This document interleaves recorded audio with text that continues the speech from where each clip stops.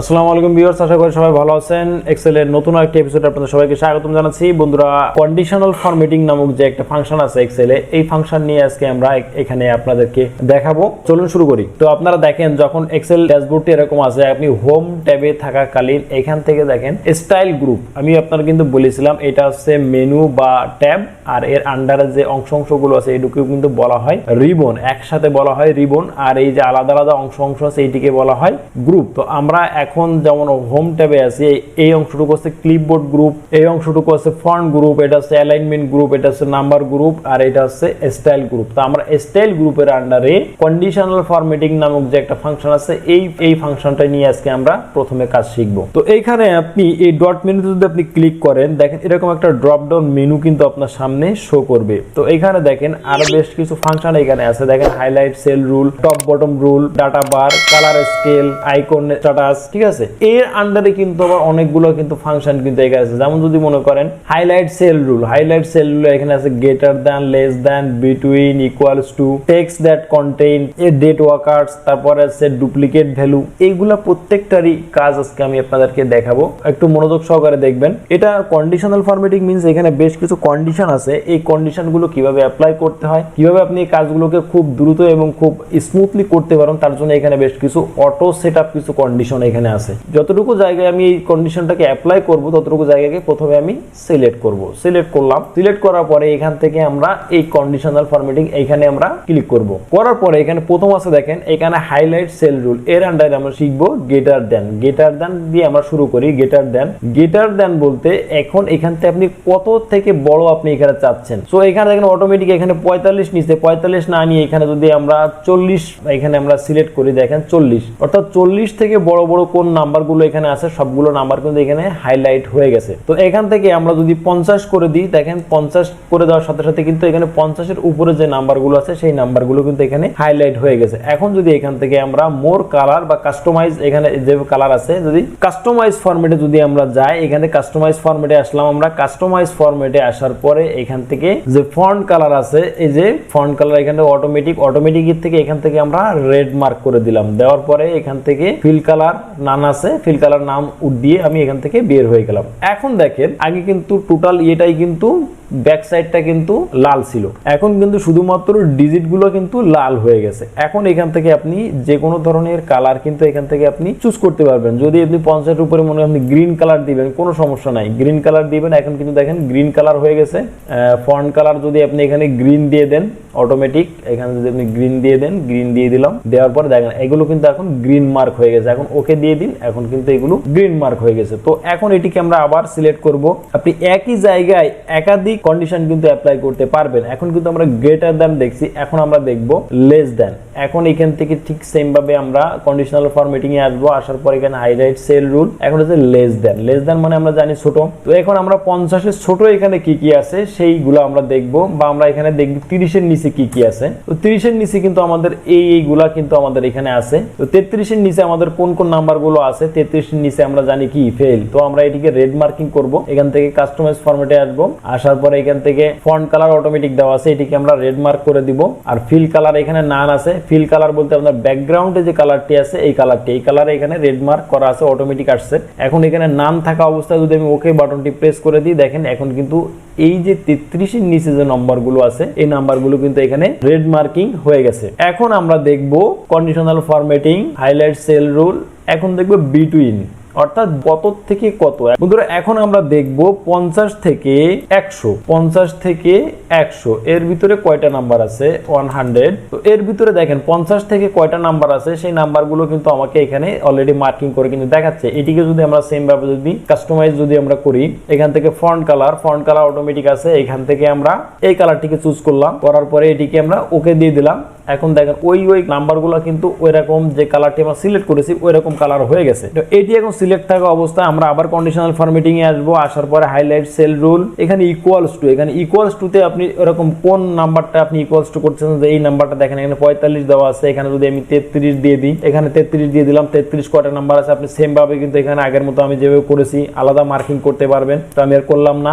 এখান থেকে conditional formatting এ আসবেন, আসার পরে এখান থেকে টেক্সট টু কলাম, এটা পরে দেখাবো। অ্যাড টু ডেট, ডেট এখানে আমি দেখাই নাই, যেহেতু এখানে ডেট ফাংশনটা এখানে আমার নাই, দেখাই নাই, এটি আমরা পরে দেখাবো। এখন দেখাবো ডুপ্লিকেট ভ্যালু। এই যে ডুপ্লিকেট ভ্যালু, আপনার যে জায়গাটুকু সিলেক্ট করছেন ওই জায়গায় সেটি টেক্সট হোক বা ডিজিট হোক বা যে কোনো কিছু যাই থাকুক না কেন, যদি একাধিকবার আসে তাহলে অবশ্যই আপনাকে কি করবে, নোটিফাই করবে। যেখানটায় আপনি এই ডুপ্লিকেট ভ্যালু আপনি ডিটেক্ট করতে চাচ্ছেন সেই জায়গাটুকু আপনি সিলেক্ট করবেন। তো আমি এটিকে সিলেক্ট করলাম, আপনি পুরো কলামও সিলেক্ট করতে পারেন বা কিছু অংশ জুড়ে আপনি সিলেক্ট করতে পারেন। তো সিলেক্ট করলাম, করার পরে আমি এখান থেকে এই যে ডুপ্লিকেট ভ্যালুতে আমি সিলেক্ট করে দিলাম, ওকে দিয়ে দিলাম। এখন এখান থেকে আপনি কাস্টমাইজ, আপনি কালারও কিন্তু আপনি ডিটেক্ট করতে পারেন। এখান থেকে আপনি কাস্টমাইজ ফন্ট কালার দিতে পারেন, ব্যাকগ্রাউন্ড কালার দিতে পারেন, যে কোনো কিছু। এখান থেকে আপনি ফন্ট কালার অটোমেটিক দেয়া আছে, ফন্ট কালার আপনি রেড দিয়ে দিলেন, ওকে দিলেন। এখন দেখেন এই যে জায়গাটা আমি সিলেক্ট করেছিলাম এখানে কিন্তু কোনো ভ্যালু কিন্তু ডুপ্লিকেট নাই,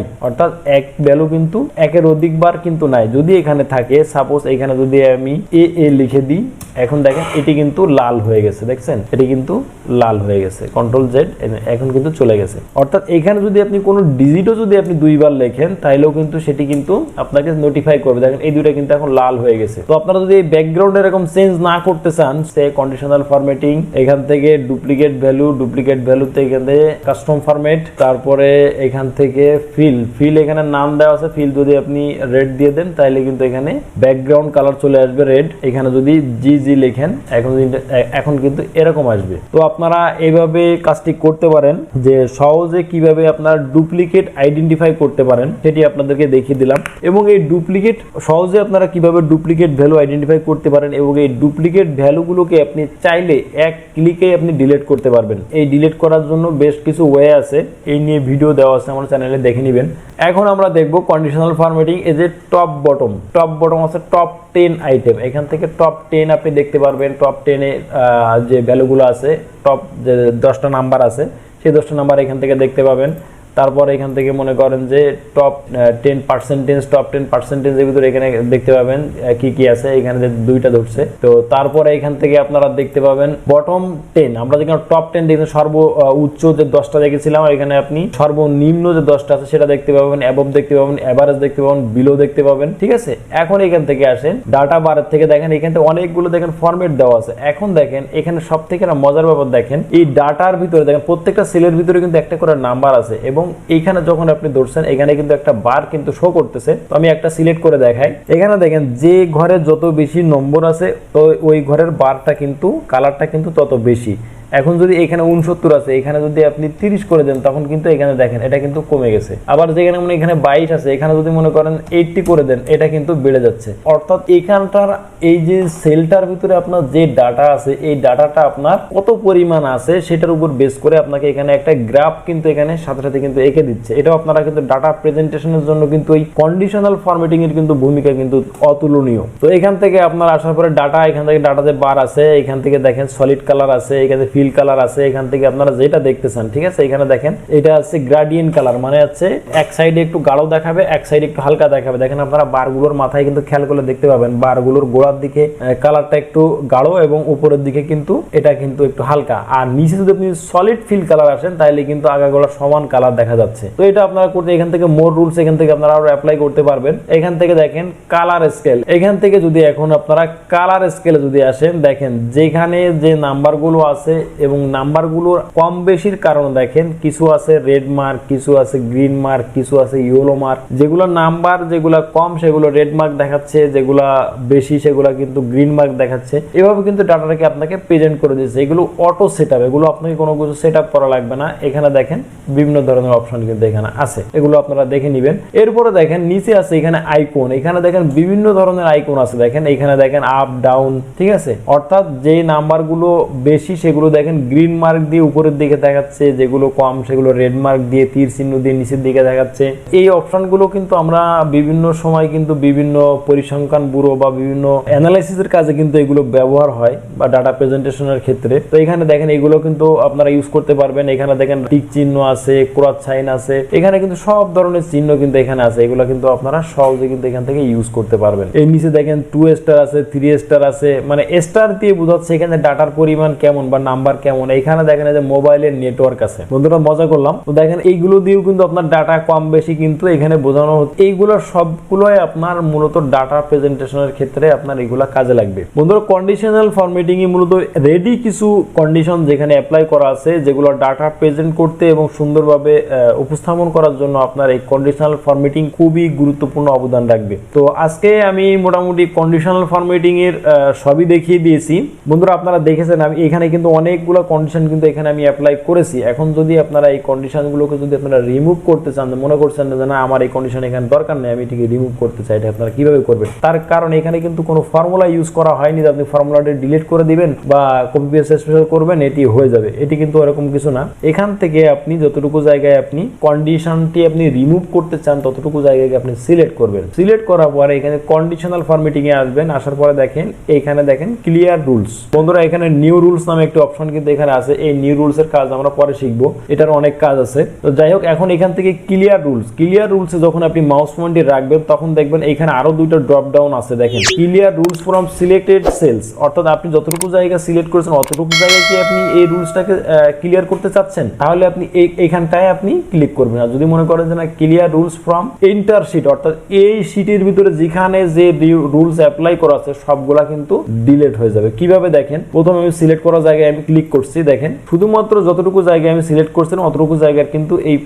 যে কন্ডিশনটুকু এইগুলো কিন্তু চলে গেছে। এখন যদি আমরা আন্ডু করি, আন্ডু করলাম, করার পরে এখন দেখেন অতটুকু জায়গায় আমি সিলেক্ট রাখলাম, রাখা অবস্থায় আমি এইখানে ক্লিয়ার রুলসে আসলাম। ক্লিয়ার রুলস এন্টার শিটে যদি আমি ক্লিক করে দেখেন আমি নিচে কিন্তু সিলেক্ট করি নাই, বাট টোটালি যত ধরনের কন্ডিশন এখানে অ্যাপ্লাই করা ছিল এই কন্ডিশনাল ফরম্যাটিং থেকে সব ধরনের কিন্তু এখান থেকে চলে গেছে। ভিউয়ার্স ভিডিওটি শেষ পর্যন্ত দেখার জন্য সকলকে আন্তরিকভাবে ধন্যবাদ জানাচ্ছি। ভিডিওটি কেমন লেগেছে অবশ্যই কমেন্টে জানাবেন। বন্ধুরা ভিডিওটি দেখে যদি নতুন কিছু শিখতে পেরে থাকেন বা উপকৃত হয়ে থাকেন তাহলে অবশ্যই চ্যানেলটি সাবস্ক্রাইব করে বেল বাটনটি প্রেস করে রাখবেন, যাতে পরবর্তী ভিডিও নোটিফিকেশন সবার আগে পেয়ে যান এবং সবার আগে ভিডিওটি দেখতে পারেন। ভালো থাকবেন সবাই। আজকের মতো এখানে বিদায় নিচ্ছি। আল্লাহ হাফেজ। আসসালামু আলাইকুম ওয়া রাহমাতুল্লাহি ওয়া বারাকাতুহু।